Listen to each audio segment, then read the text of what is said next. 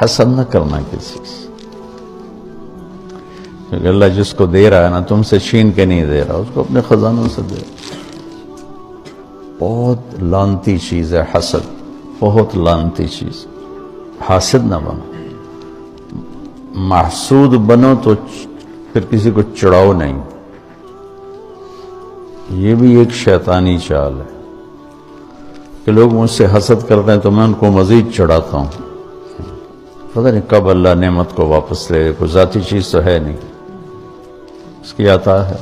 تو اللہ سے مانگو کہ اللہ حسد سے بچائے۔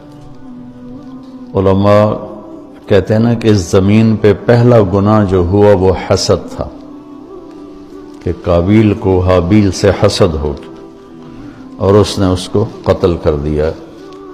تو اس زمین پہ پہلا گناہ شرک نہیں، کفر نہیں، حسد ہے، اور اپنی چودراہٹ کہ میں نمایاں نظر آؤں، میرا بھی نام ہو، یہ دونوں بہت خطرناک ہیں۔ تو اللہ میری تمہاری حفاظت فرمائے، یہ چیز رکاوٹ بن جاتی ہے راہ حق میں۔